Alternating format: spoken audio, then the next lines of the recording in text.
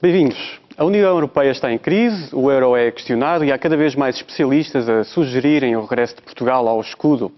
No combate de vlogs de hoje vamos questionar o futuro do euro e até do projeto europeu, como o conhecemos hoje em dia. Um debate importante e que serve também de antevisão para os próximos dias, dado que a partir de segunda-feira os líderes da União Europeia vão reunir-se em Estrasburgo para tentarem arranjar soluções para esta crise. Em estúdio tenho 4 convidados mais do que habilitados para debater as questões em cima da mesa, mas também conto com a ajuda preciosa do Miguel Paiás Maduro, que está ligado por Skype a partir de New Haven, nos Estados Unidos. Miguel é professor na Law School da Universidade de Yale e também diretor do programa Global Governance do Instituto Universitário Europeu. Ao meu lado tenho João Cantigas Esteves, professor no ISEG, também o Jorge Bateira, economista e que escreve no blog Ladrões de Bicicletas, e os combatentes habituais aqui no Combate Blogs, Duarte Lino, do Cachimbo de Magritte, e também o Tomás Vasques, do Hoje há Conquilhas. Lá em casa também pode participar, deixando o seu comentário na nossa página do Facebook, em facebook.com/combateblogs.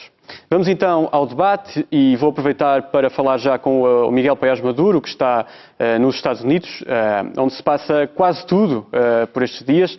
É a Assembleia Geral das Nações Unidas, mas também a reunião anual do Fundo Monetário do FMI e do Banco Mundial, que também se desenrola em Washington. Miguel, boa noite, boa tarde, final de tarde aí em New Haven. Miguel, sabes, estás dentro destas questões da crise do euro, até refletiste sobre isto.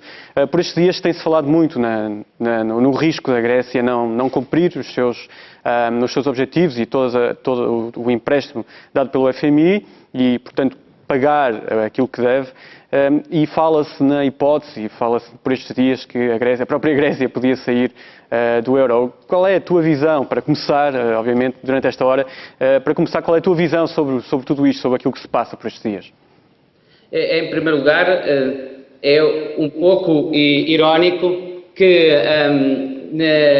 na Europa se diga que tudo se passa neste momento nos Estados Unidos da América, porque a opinião dos americanos é que neste momento tudo depende da Europa. Neste momento, nos Estados Unidos da América, há uma grande preocupação relativamente à evolução da situação europeia, porque há a compreensão igualmente de que o grau de interdependência que existe é tal que uma crise na Europa, ou o agravamento da atual crise europeia, terá consequências gravíssimas para os próprios Estados Unidos e provavelmente criará não uma mera recessão global, mas uma nova grande pressão global.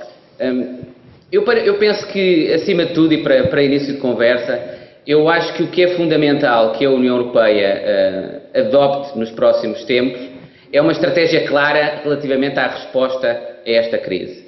Essa estratégia tanto pode passar por um modelo que permita a falência controlada de alguns Estados-membros no seio do euro, como a Grécia, mas tem de ser uma falência controlada e, eventualmente, até o mesmo regime poderia ser aplicado a Portugal, que pode passar por um modelo de auxílio económico que já está em parte em vigor, mas que exigirá muito mais transparência e clareza relativamente a uma verdadeira solidariedade e mutualização das dívidas dos Estados-membros.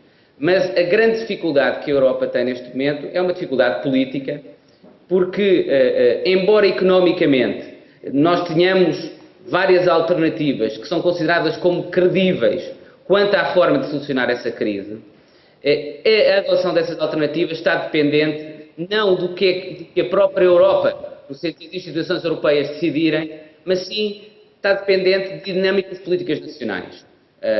Eu há pouco tempo escrevi um artigo em que dizia isso, que no fundo o grande problema democrático europeu é que as questões políticas europeias decidem-se com base em política nacional.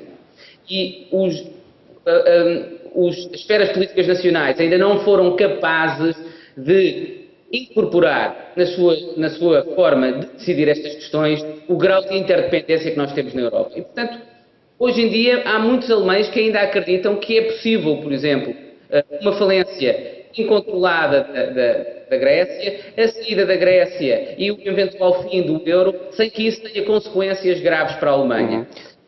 No fundo, Miguel, eu queria aprofundar um pouco mais à frente esta questão, porque é complicado a questão da Alemanha, a forma como a Alemanha está a lidar com tudo isto.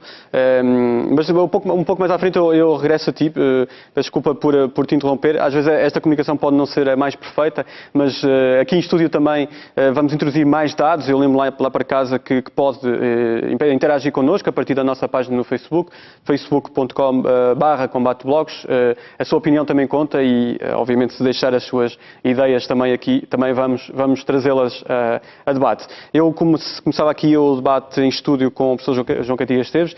Professor, esta tarde, ao final da tarde em Washington, já de noite em Portugal, o Vítor Gaspar, Ministro das Finanças, disse que, de facto, concordava, no fundo, com esta ideia do Miguel, que a zona euro precisa de maior integração política, que existe um maior empenho político. Qual é a sua visão em relação a isto e, de facto, se estamos aqui, corremos o risco de Portugal regressar ao escudo, deixar o euro, que é uma questão polémica também? Sim, claro. Respondendo diretamente às duas questões, estou também de acordo que é necessário reforçar os mecanismos de integração, se quisermos, dentro da própria zona euro. Há realmente algum trabalho a fazer e ganharemos todos e ganha a própria zona euro caso esses mecanismos se venham a ser adotados. Enfim, tudo leva a crer que, eventualmente, numa questão de tempo, isso venha a acontecer. Portanto, aí penso que há uma unanimidade de que faltam algumas ferramentas e que essas ferramentas, quando vierem, vão seguramente ajudar. Agora, a segunda questão que coloca, penso que já é diferente, e nomeadamente o tema que aqui é suscitado da crise do euro. E aqui é que eu tenho talvez uma opinião um pouquinho diferente, porque eu julgo que tem havido um esforço de misturar muita coisa que é diferente. E ao misturarmos coisas tão diferentes, isto acaba por criar-se aqui grandes confusões. E porquê? Eu entendo exatamente o que é uma crise financeira, entendo até o que é uma crise económica, entendo até aquilo que é uma crise de endividamento, uma crise das dívidas soberanas. Já tenho alguma dificuldade em entender o que é uma crise do euro. E ultimamente tem-se, julgo eu, que houve aqui uma questão essencialmente linguística no início, que era uma crise da zona euro para a crise do euro, e eu julgo que estamos a falar realmente de coisas diferentes. E para isso gostaria de dar uma opinião que é, do meu ponto de vista, o euro é seguramente dos projetos, dos maiores projetos de integração europeia que tivemos nas últimas décadas, e agora acrescento também, e de maior sucesso. Ou seja, quando falamos em crise do euro, eu de facto tenho muita dificuldade em saber exatamente o que é que estamos a falar. Porque o euro foi lançado para o mercado cambial já há umas décadas atrás, ganhou claramente o seu terreno, ganhou o seu espaço, ganhou cota de mercado, impôs-se claramente como uma grande moeda mundial, aceita universalmente como moeda de troca, foi progressivamente sendo utilizada como meio de reserva, em que vários países e cidadãos e investidores utilizam o euro como moeda de reserva, e verificamos que o euro é uma moeda fortíssima. Portanto, isto está forte e toda a gente diz, os analistas dizem que, inclusivamente, há quem fale que seja 20% acima do seu valor. Portanto, quando falamos especificamente da crise do euro, eu tenho efetivamente algumas dificuldades em perceber exatamente o que é que se está a falar. Eu sei que tem havido um esforço, nomeadamente de alguns agentes políticos, em baralhar as crises todas e mostrar isto tudo assim, digamos, num monte e fazer de conta que há apenas aqui uma crise. E são coisas distintas. E relembro que, por exemplo, uma novidade da última semana, novidade, enfim, já tinha sido falado, mas com alguma força, é o facto de, mesmo no caso da Grécia, ser perfeitamente possível uma situação de incumprimento e de default com a manutenção dentro do euro. Ou seja, foi algo que foi, digamos assim, começado a ser discutido na última semana. E penso que este aspecto releva novamente, e repetindo-me, que, do meu ponto de vista, o euro foi um enorme sucesso e verei com as maiores dificuldades que este grande ativo, até acrescento mais, o euro, do meu ponto de vista, é dos grandes ativos que a Europa tem e a União Europeia tem neste momento. É sólido, é estável, como se tem demonstrado. Portanto, eu julgo que é nesta base, e quando analisamos eventualmente o que é que possa acontecer, que devemos ter neste ponto. O último aspecto, se me permite, para concluir também o que eu considero ser um sucesso do euro na União Europeia, naturalmente da zona euro, é que proporcionou algo que é muito, muito importante nos mercados, nas economias e nos mercados financeiros, que foi a estabilidade cambial entre os respectivos membros que o compõem.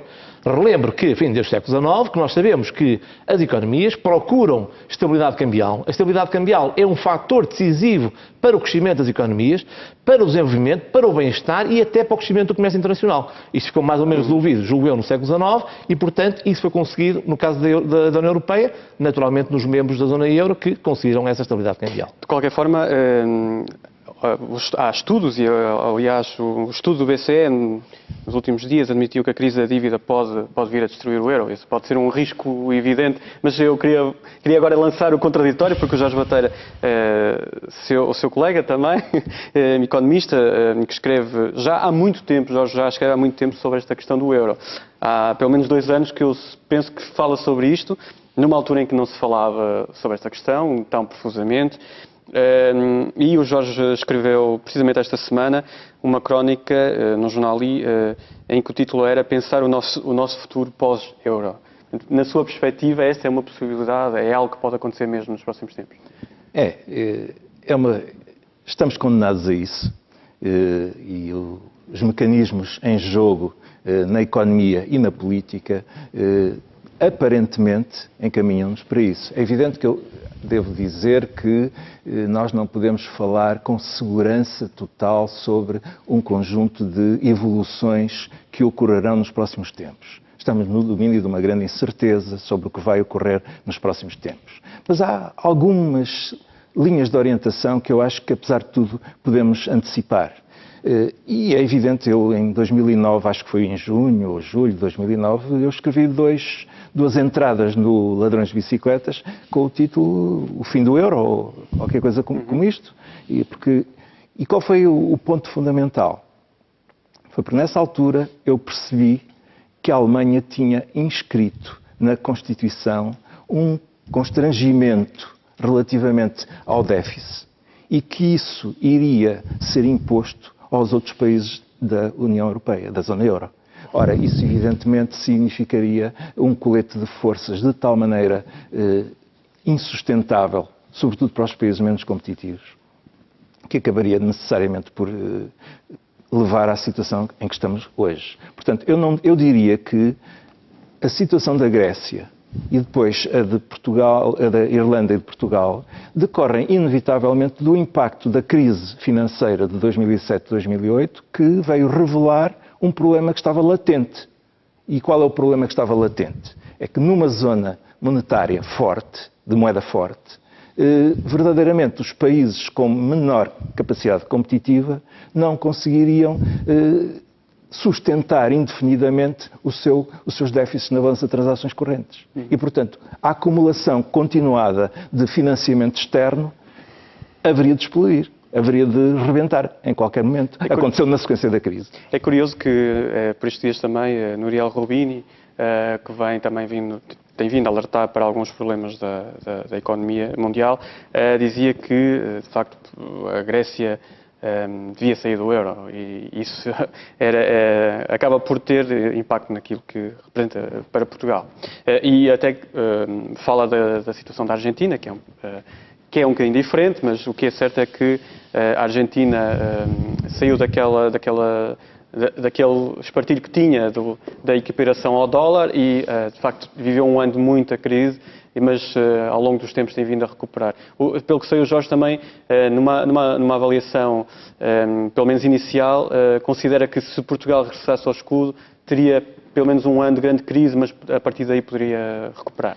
Quer dizer, pelo menos ter níveis de crescimento a partir daí maiores do que aqueles. Eu tenho que reconhecer que o texto do Nouriel Roubini, que circula e que é da sua agência de aconselhamento financeiro, é um texto profundo, com alguns pontos que provavelmente eu não estarei de acordo, mas no essencial ele coloca um argumento que é muito forte. E é basicamente este: ficar dentro do euro é assumir esta política deflacionista durante muitos anos, porque ganhar competitividade através de um abaixamento de salários e preços é duro, é desgastante, porque gera imenso desemprego e pobreza e, evidentemente, conflitualidade social. E isso, no final, até que se alcance esse nível, cá para baixo, imaginemos 30% de desvalorização, que não é feita por via cambial, mas por via de abaixamento de salários e preços. É evidente que isso vai levar muitos anos, Ele diz que pode levar 5 a 10 anos, depende dos países, depende da própria luta social. E no fim desse estado ainda está a economia destroçada e com grande dificuldade em arrancar. A alternativa é, por simplesmente, fazer um abaixamento rápido, fora do euro, e relançar imediatamente a economia a partir do uso da taxa de câmbio, que isso é possível, e não é só, agora acrescento, e política orçamental, e política industrial, e política de comércio externo, tudo políticas que não são possíveis dentro do atual euro. E se calhar isso também colocaria o próprio projeto do euro em questão, no fundo, que se vale a pena ou não. O projeto do euro já está em questão. É que, há um bocado o professor Cantigas Esteves disse que foi o maior sucesso. Eu fico perplexo, realmente. A situação em que estamos é a prova de que o euro foi, de facto, um grande fracasso. Não estou a ver como é que foi um grande sucesso, a não ser que se veja apenas pelo parâmetro da ocupação de espaço no plano financeiro à escala mundial. E, portanto, de uma moeda de reserva, etc. Mas isso é uma parte pequena que está sempre condicionada por tudo o que vai no âmbito da economia real. Eu daqui a pouco já lhe vou dar, eu sei que quer responder, mas deixe-me só lançar aqui os nossos outros convidados. Duarte, numa perspectiva mais política, Portugal pode fazer muito pouco em relação a isto, não é? Mesmo que os esforços que têm vindo a ser desenvolvidos. Eu acho que Portugal pode fazer muito pouco. Portugal tem que fazer, na minha opinião, tem que fazer o que está a fazer. Este programa de ajustamento será necessário em qualquer cenário. Quer dizer, as alternativas que são apresentadas como soluções milagrosas para Portugal não vivem sem isto. Quer dizer, a ideia de que os eurobonds nos salvam ou transferências de um orçamento comunitário são falácias, porque a mutualização da dívida, ou seja, dívida europeia garantida por todos os países e imparcialmente transferida para Portugal, nunca acontecerá sem nos imporem condições severas e, portanto, não evita este programa. Um orçamento comunitário que transfira uma parte da receita comunitária para Portugal para permitir o que se tentou fazer nos últimos 20 anos, também terá limites. Quer dizer, ninguém nos vai abrir uma conta corrente ilimitada que nos permita viver como temos estado a viver. Mas há aqui, eu acho que do que foi aqui dito resulta aqui um aspecto que me parece muito importante salientar. Parece, uma coisa é evidente, o euro foi criado com imperfeições. A definição da política monetária europeia não é uma solução. As assimetrias de risco dos vários países sujeitos a uma mesma moeda não está resolvido. E, portanto, vai ter que criar esses mecanismos. Agora, não é possível criar esses mecanismos de forma estável sem que os povos de todos os países envolvidos se pronunciem pela primeira vez e com total consciência do problema. Porque até agora a Constituição Europeia tem sido feita por políticos e burocratas enquanto as pessoas estão distraídas a tratar das suas vidas. Os eurodeputados, não é? Basicamente. Mas neste momento as pessoas perceberam-se claramente que a União Europeia implica transferir dinheiro dos impostos de uns para os outros. E isso, neste momento, quando se pronunciarem sobre isso, porque é inevitável, porque as constituições de vários países assim o exigem, quando se pronunciarem sobre isso, vão pronunciar-se com a consciência de que no Norte vão estar a comprometer-se a transferir dinheiro para o Sul e no Sul vão estar a comprometer-se a aceitar certas restrições à despesa e à forma de se organizarem.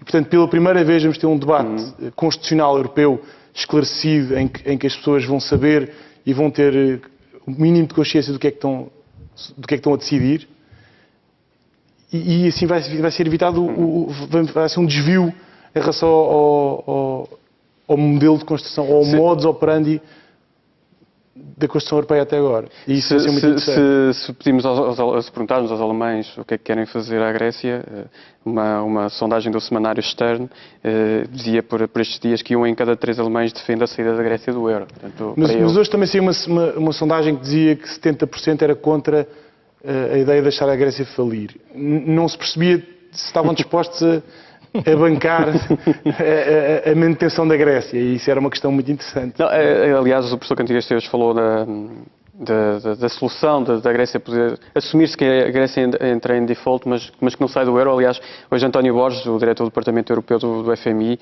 dizia precisamente isso, que os bancos europeus não teriam qualquer problema em lidar com um default grego. Portanto, esta poderá ser uma solução até a surgir nesta semana, em que precisamente Durão Barroso vai fazer o discurso de Estado da União, que não será tão entusiasmante como o discurso de Estado da União de Barack Obama, mas será pelo menos um sentimento, será partilhado um sentimento em relação àquilo que vai na zona euro, e também com a presença do Presidente do Eurogrupo pela primeira vez. Tomás, deixo-te também que entres neste debate. Por estes dias, eu acho que esta questão tem passado um pouco ao lado dos portugueses, que têm estado mais entretidos com a questão da Madeira e da crise e dos buracos que existem. Mas isto pode ser uma questão real. Isto pode vir a jogar muito no futuro dos portugueses. Em janeiro fazemos 10 anos que lidamos com a moeda, foi a 1 de janeiro de 2002 que passámos a usar o euro. Qual é a tua visão em relação a tudo isto? Se calhar mais em termos políticos. A minha visão é muito pessimista, independentemente da consolidação do euro enquanto moeda estável no sistema monetário internacional. As cartas estão todas em cima da mesa. Quase que não há carta nenhuma para destapar. Então, recapitulemos, a Grécia não suporta mais medidas de austeridade, senão implode do ponto de vista social. As reformas que já foram feitas e as que ainda estão para fazer na Grécia já não produzem efeitos em tempo útil. Isto significa que a Grécia vai, a curto prazo, incumprir os seus compromissos financeiros. Isto é um dado assente e não vale a pena meter a cabeça debaixo da areia. Agora, o que se trata é de saber se este incumprimento vai ser controlado ou descontrolado conforme vontades políticas. Independentemente de ser controlado ou descontrolado o incumprimento, no montante de reestruturação da dívida, no mínimo aí à volta de 50%, porque com uma quantia inferior, uma porcentagem inferior da dívida, a reestruturação não produz os efeitos necessários. Quais as consequências deste incumprimento, que está para breve, em dois setores. Num lado, no sistema bancário europeu. Quais as consequências, sobretudo em bancos franceses e alemães, e incluindo alguns bancos portugueses, credores da dívida soberana grega. Por outro lado, o comportamento dos mercados, a partir desse momento, em relação à Itália e à Espanha. O que, a verificar-se negativamente, quer no sistema bancário, quer em relação à Itália e à Espanha, isto é um dominó.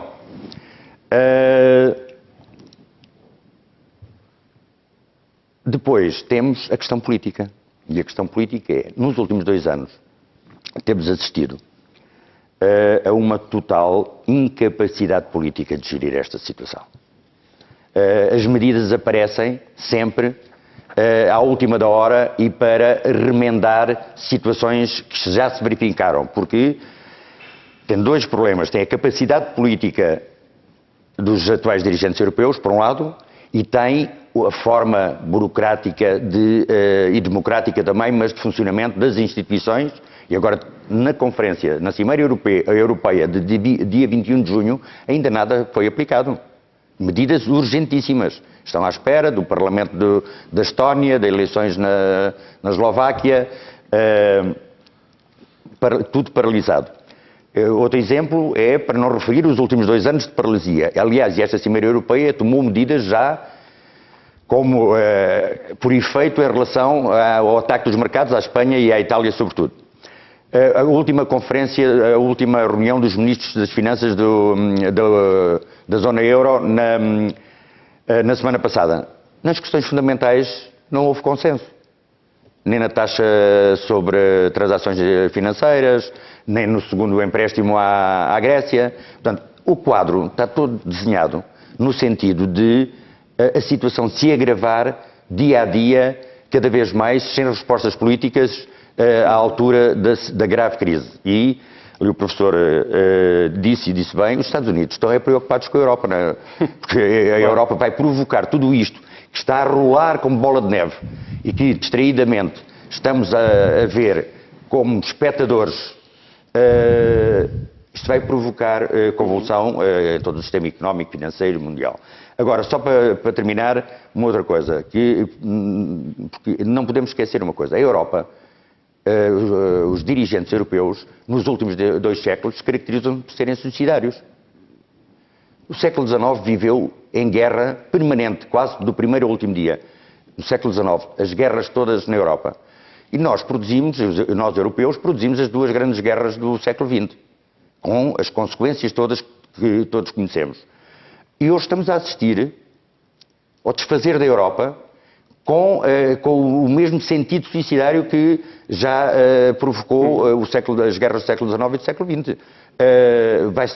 Todos os países a União Europeia vai se desagregar e muito dificilmente, porque agora, neste momento, ainda era possível. Mas não, o que está à vista é que não há capacidade política de resolver definitivamente, avançar para um governo económico europeu, tomar medidas necessárias. Agora não há solução para... As medidas políticas serão... não há capacidade política, nem visão de futuro, Uhum. Miguel, nos Estados Unidos, voltava a ti e também dizendo que podes entrar sempre que quiseres neste debate. Portanto, algumas coisas já foram ditas que com certeza quero dizer, não é? Algumas coisas que foram ditas, e começo pela última intervenção. Eu acho que há realmente uma certa incapacidade de liderança política nos atuais dirigentes europeus. Em particular, direi até nos dirigentes de alguns Estados que são atores fundamentais na Europa. Refiro-me à Alemanha, mas não só. Mas, por outro lado, acho que há um certo paradoxo democrático na atual situação. Porque o que esses líderes políticos, por exemplo, que a chanceler Merkel está a fazer, é agir de acordo com os incentivos políticos internos que têm, em que a grande maioria dos alemães se opõem a novas medidas de ajuda, a novos pacotes de solidariedade e de apoio financeiro aos Estados com dificuldades na sua dívida de soberania. E, portanto, há aqui uma situação difícil de resolver. Num certo sentido, a atual dificuldade da Europa em decidir politicamente essas questões tem a ver com haver demasiada democracia nacional no contexto do processo político europeu. E o que é que nós podemos fazer a este respeito? Antes foi mencionada a questão da solidariedade.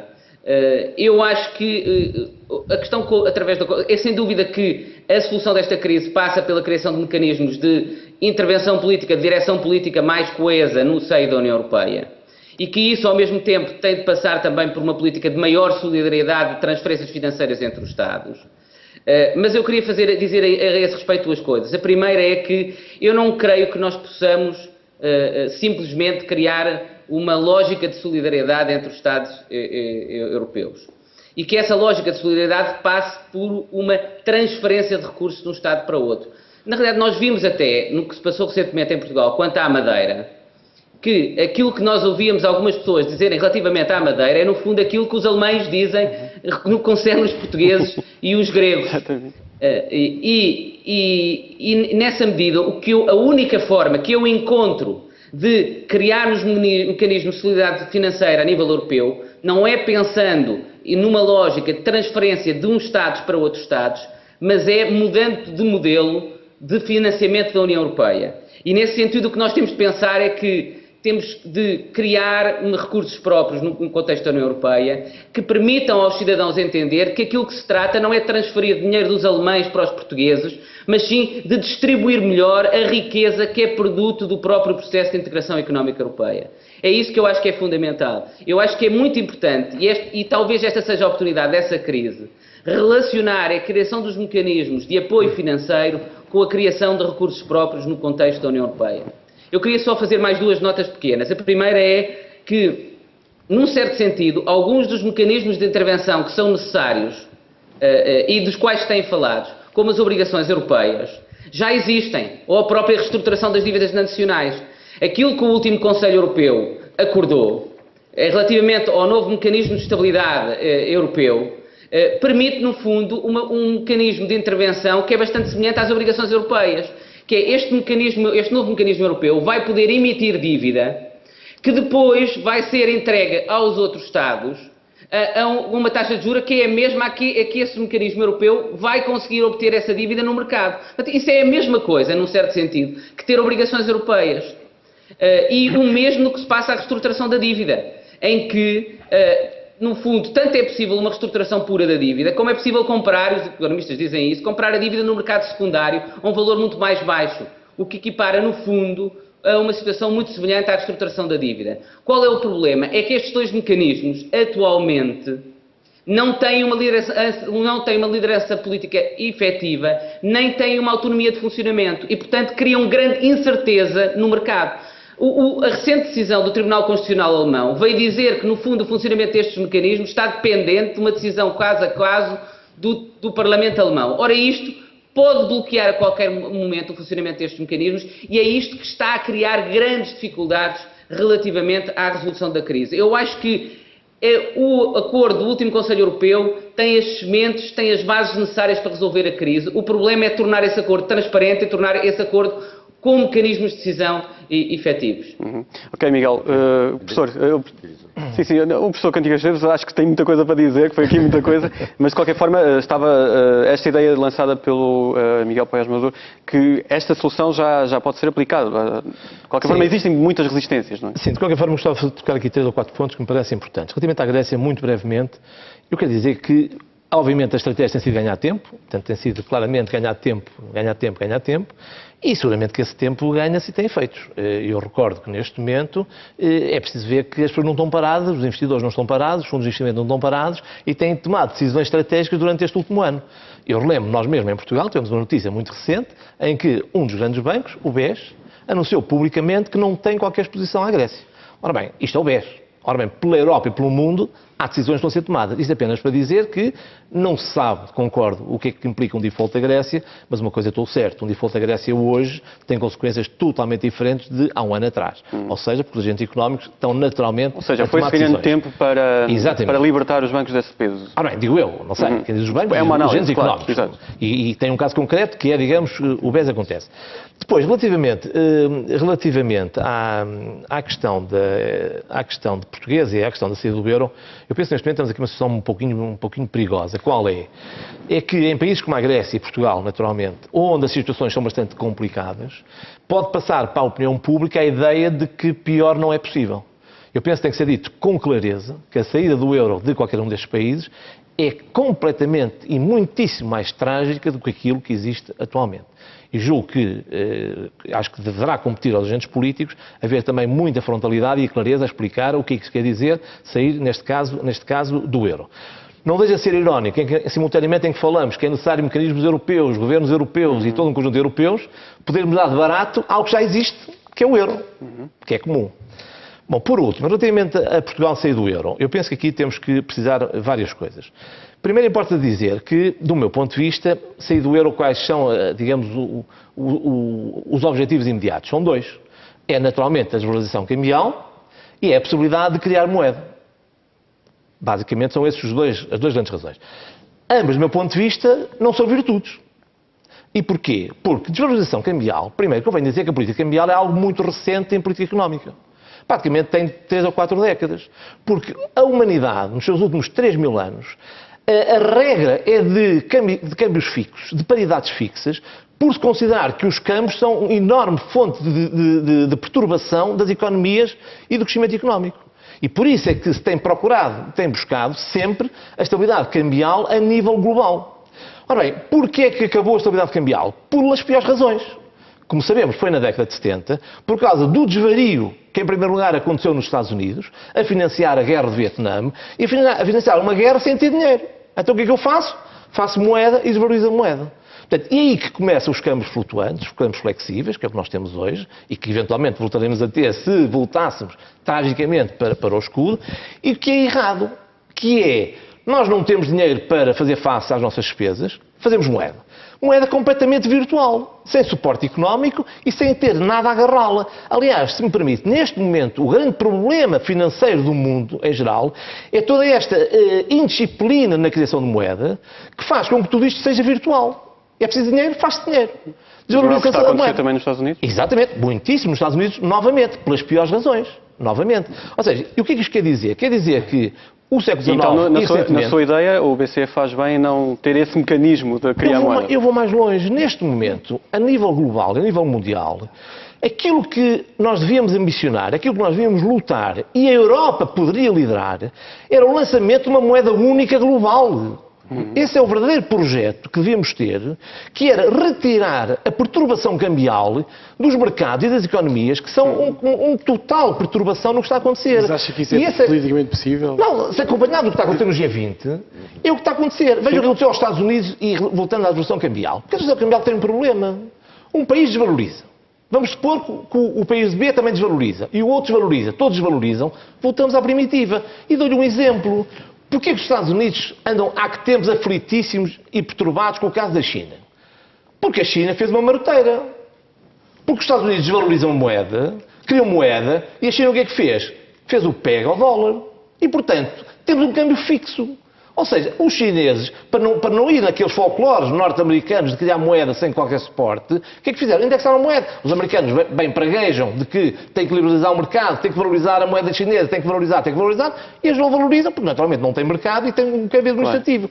Portanto, neste momento, para esta crise financeira, do meu ponto de vista, os câmbios são perturbadores. Portanto, a grande luta que o mundo deve ter, e a Europa devia liderar, porque, repito, a experiência do euro é absolutamente fantástica e é um sucesso, devia alargá-la ao nível do G20 a todo o mundo e lançar as bases concretas para uma moeda única global e retirar, digamos assim,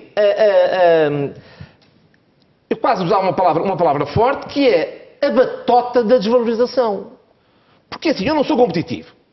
Então vou usar a desvalorização cambial para ganhar competitividade que não tenham. Portanto, eu julgo que este é um ponto central. E repito, obviamente que o mercado cambial é fantástico. Eu próprio aprecio imenso o mercado cambial. Mas só para lhe dar uma ideia, diariamente são negociados no mercado cambial 3 trilhões de dólares, o que é nada mais nada menos 10 vezes o PIB mundial. Diariamente. Ou seja, o grande fator de perturbação que nós temos neste momento no mundo, do meu ponto de vista, é esta completa loucura dos câmbios associada à outra, que é a criação de moeda sem qualquer governo e sem qualquer disciplina. E, portanto, nós na Europa, que temos um passo dado, julgo que devemos, aliás, exportá-lo. E relembro que ao nível do G20, o G20, quer a China, quer o Brasil, têm insistido constantemente, quando dizem que não queremos o modelo do dólar, não queremos o regime do dólar, é disto que estão a falar. Eles querem uma moeda única global, querem retirar a pertelação trazida pelos câmbios para as economias e para os mercados, que só baralha isto tudo. E, portanto, essa é que é a grande tarefa mundial. A grande agitação aqui à esquerda, em relação a isso, obviamente que é uma posição muito vincada. Tomás, há pouco querias referir, tem algo a ver com isto? Não tem a ver com isso e tinha a ver também com o professor Miguel Maduro. É evidente que é muito interessante a moeda única mundial. Em relação ao que o professor Miguel Maduro tinha dito, que as decisões do Conselho Europeu de 21 de junho eram importantes, muito importantes, mas vamos lá tirar a cabeça debaixo da areia. A Grécia vai cair primeiro do que serão aplicadas as medidas aprovadas em 21 de julho. Vai entrar em incumprimento primeiro. Portanto, estamos perante realidades aceleradas com as quais não se compadece as grandes teorias sobre a moeda única, as desvalorizações e as valorizações do cambiais, com as quais não se compadece as situações sociais que a Grécia vai viver, está a viver. Portanto, a Grécia, nas próximas 2, 3 semanas, vai entrar em incumprimento. Isto é uma realidade. As decisões tomadas no Conselho Europeu de 21 de junho, sobre que já passaram 3 meses, nem daqui a 3 meses, estão aplicadas, sobretudo, as referentes ao reforço e à flexibilização do Fundo Europeu de Estabilização Financeira, que era imprescindível estar na prática e em funcionamento 3 dias depois. Portanto, a Grécia vai entrar em cumprimento e tudo mais. Está paralisada, a União Europeia está paralisada e não há nem vontade nem capacidade política de resolver a situação, de onde os factos estão cá todos para isto, a bola de neve e o dominó, se desenvolverem, se desenrolarem com grande gravidade nos próximos meses. Diremos que o professor tem aqui uma perspectiva otimista, penso que o Jorge Bateira terá uma visão diferente. Jean-Claude Trichet, o Presidente do Banco Central Europeu, a garantia que a Europa não está em negação em relação à crise da dívida. Estará em negação ao dizer isto? Reparem bem, se nós nos lembrarmos aqui há dias, falava-se de que a Alemanha já tinha algo preparado, tinha um plano para o incumprimento da Grécia. E antes, há mais algum tempo atrás, a própria Grécia, dizia-se, já estava a estudar um plano que previa até o abandono do euro. Ambas as partes negaram e toda a gente percebe que, no fundo, há aqui um jogo de parte a parte em que, de facto, se estudam cenários e se preparam jogadas que vão acontecer daqui a alguns tempos. E, portanto, o que nós temos de perceber é basicamente isto. 2 pontos. A Grécia nunca mais consegue pagar esta dívida. Portanto, é fatal que vai haver uma reestruturação dramática, grande. Que a ajuda da decisão do Conselho Europeu de 21 de julho é pouco significativa e não resolve o problema grego. Portanto, até segundo a análise do Rubini, agrava o problema grego, porque os bancos que entrariam no processo de aceitar uma redução dos seus créditos, também eles iriam ser garantidos segundo um processo tipo plano Brady, que já foi usado há muito tempo atrás, e que essas garantias acabariam por ser agravamento da dívida grega no caso de incumprimento. Na prática, aquilo reduzir-se a pouco. E, por outro lado, sabemos muito bem que os gregos não vão tolerar muito mais tempo este tipo de políticas. Portanto, as coisas estão, eu concordo com o Tomás, lançadas para um default, um incumprimento dentro de algum tempo. Só uma buchazinha antes de... depois há um problema ainda mais grave. Todas estas medidas, quer na Grécia, quer em Portugal, quer noutros países eventualmente que vão acontecer, só vão provocar recessão. Não há pagamento de dívidas sem crescimento. É só mais... Queria terminar, Só queria completar com esta ideia. Não há dúvida nenhuma que estas políticas já foram usadas no passado. Nos anos 30, faliram. A ortodoxia aplicou estas políticas e rebentou com a economia norte-americana. E, portanto, nós temos que perceber que não há precedente nenhum histórico de recessão, baixa dos salários, baixa dos preços, por aí fora, para ganhar competitividade. Não há, isso não funciona. E esta solução aqui apresentada pelo professor de uma moeda única mundial?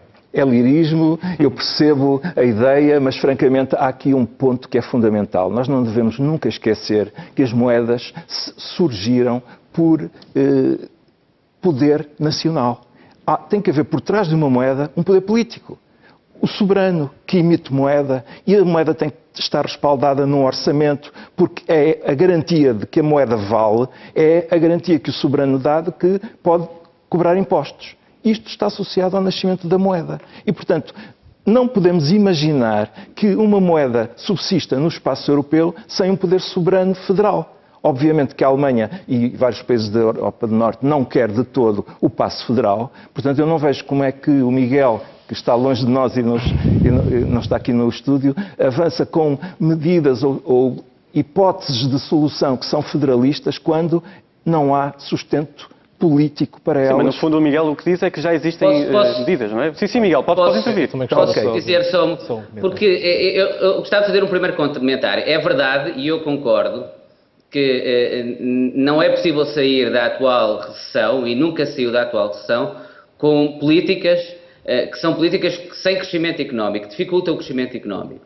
Mas eu não creio que o incumprimento seja a solução igualmente, porque também não conheço, pode ser, eu não sou economista, mas talvez alguns economistas aí me demonstrem o contrário, não conheço nenhuma saída de uma crise através de uma falência do sistema bancário, que seria a consequência do incumprimento, não é? E, portanto, esta é a grande dificuldade atualmente, é que, por um lado, se tem a percepção clara de que deixar chegar ao incumprimento traduz-se numa falência do sistema bancário provável, não só em algum Estado europeu, mas provavelmente em sistema dominó em vários Estados europeus, o que por si só levaria a uma crise enorme, a uma enorme depressão, e tivemos isso com a Grande Depressão. Mas, por outro lado, uma política pura de ajustamento muito duro, que não facilita o crescimento, também não nos vai proporcionar, não nos vai proporcionar a solução. É por isso que eu acho que também queria intervir. realmente, se não houver um acordo político e se estivermos perante um incumprimento da Grécia, um incumprimento incontrolado, eu temo muito, não só em relação à situação grega, à situação portuguesa, em relação ao euro, mas em relação ao próprio futuro da União Europeia.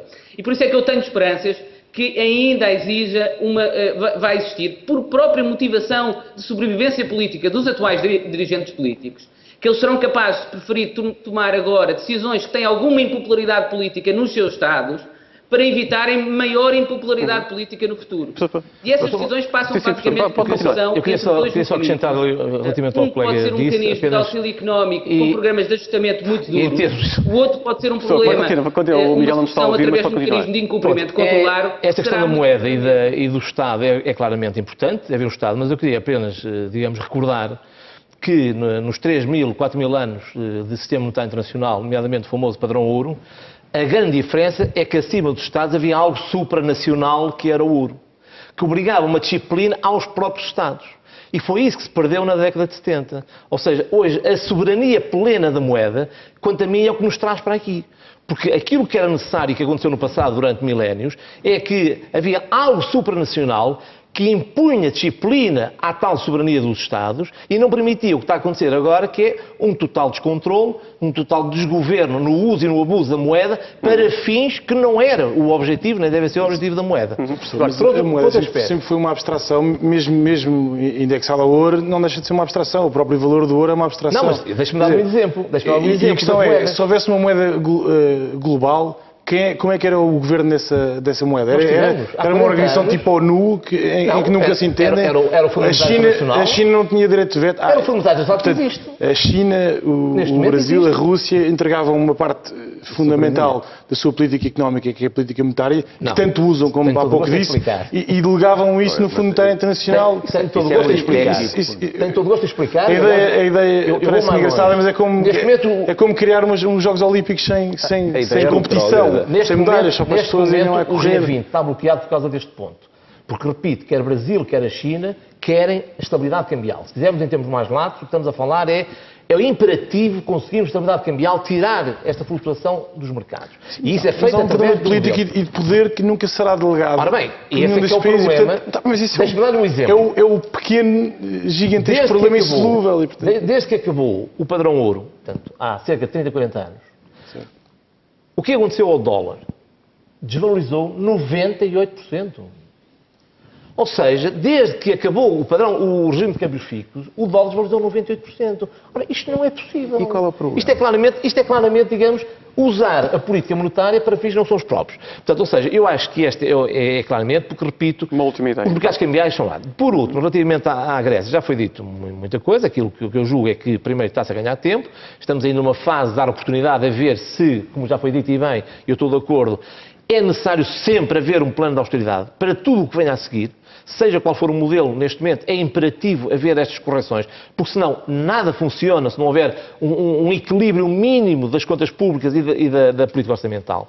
E, portanto, evidentemente que é incerto, mas, como eu disse há pouco, vamos ver o que é que se quer dizer e, repito, não é claro para mim que isso implique as tais consequências do euro e muito menos o fim do euro. O que eu acho é o seguinte, é que, primeiro, repito, o euro é estável. E acrescento mais, eu estou completamente tranquilo. Enquanto o euro for a moeda da Alemanha, eu durmo todos os dias tranquilamente e ninguém tem que se preocupar. O que é que nos temos que preocupar? É se um país concreto sair do euro, aí é tragédia pura, aí é sim, é tragédia sair do euro, ou então, que eu, enfim, não acredito, mas também era trágico, era a Alemanha sair do euro. Em conclusão, do meu ponto de vista, aí era o fim. Claro. Do meu ponto de vista, enquanto o euro for a moeda da Alemanha, desse ponto de vista cambial, estamos tranquilos, porque obviamente o euro vai continuar a que a Alemanha será uma das mais beneficiadas com isto. Só uma última nota relativamente ao Rubini, que obviamente todos lemos e apreciamos. Recordo que ele há 1 ano e meio, num dos artigos muito importantes, declarou o total colapso do euro, na altura em que estava a cotar $1,20 por cada euro, não é verdade? Isto foi há sensivelmente 1 ano e meio. Ele disse, está a referir-se ao daqui a Rubino? um ano ao Rubino, daqui a um ano dizia ele que não só já não está na paridade, como está muito baixo, ou seja, vai haver completamente o colapso do euro, e o que nós assistimos é que o euro continua fortíssimo e mais forte, aliás, do que quando o Rubino Nós estamos teve essa a Desta vez não se atrasou uma última ideia, apenas, Eduardo. não é? Sim. Pode durar 3 dias só. Mas uma última ideia, Eduardo, sobre Não, isto. o que eu ia dizer é que eu volto ao meu ponto do início, quer dizer, todas as coisas que foram aqui discutidas, seja um governo económico, um governo monetário, todas estas coisas neste momento implicam que os dirigentes europeus enfrentem os respectivos povos e lhes expliquem e os convençam, ou eventualmente não, das vantagens de reformar os tratados e manter o euro. E, portanto, o euro e a própria União Europeia vão enfrentar, inevitavelmente, um momento dramático e decisivo, que é a escolha dos eleitores de cada um dos países que o compõem. Isso é que... Ok, Eduardo. Uma última ideia também para vocês. Eu recordo que, por estes dias, quando estava a preparar este programa, eu li uma frase interessante proferida por António Guterres a 15 de dezembro de 95, quando o euro era só uma ideia, ou a moeda única era uma ideia. Tu és o euro e sobre este euro edificaremos a nossa Europa. E isto é que levou à inspiração para a criação da moeda única com o nome euro. Este euro não está a edificar a Europa, ou pelo menos está a criar grandes dificuldades, não é, Jorge Bateira? Tá, e eu gostaria de dizer que verdadeiramente nós vamos ter que nos confrontar com a ruptura da Grécia. E depois vai depender do bom senso dos restantes dirigentes da União Europeia em perceber que mais vale sentarmos à mesa e aceitarmos que é verdade que há um conjunto de países que não vão poder pagar as suas dívidas e, portanto, vão ter que reestruturá-las e, eventualmente, abandonar o euro. Por uma razão muito simples, é porque não se consegue sustentar a economia dentro do constrangimento das políticas do euro. Portanto, ou decidem de uma forma organizada, reconhecendo o problema, retirando a cabeça debaixo da areia e reconhecendo o problema, ou se não o fizerem, e temo bem que possa ser essa a saída, nesse caso, a Grécia evidentemente vai sair do euro porque é insustentável não cumprir e continuar com os constrangimentos todos da moeda única. E, portanto, isso vai obrigar. Eu aí concluo desta forma. Como é que se vai sustentar a aplicação de um plano de austeridade drástico como o do nosso memorando, sabendo que, de qualquer modo, não poderemos nunca ir aos mercados capitais porque, por isso, simplesmente, nós seremos, para todos os efeitos, o próximo. E, de qualquer modo, nós vamos ter uma situação que é, não podemos pôr a nossa economia a crescer, ter uma estratégia de desenvolvimento, etc. Portanto, não faz sentido cumprir este memorando. Muito obrigado. Acho que o debate foi muito animado, aqui com visões muito diferentes sobre esta questão. Agradeço também ao Miguel Paiás Maduro, que esteve ligado a partir de New Haven, nos Estados Unidos. Miguel, não vou poder dar mais tempo. Muito obrigado pela participação a partir da Universidade de Yale. Foi assim mais um combate de vlogs, a opinião livre e irreverente na TV 24. Nós regressamos na próxima semana com mais debates bem pungentes da nossa sociedade.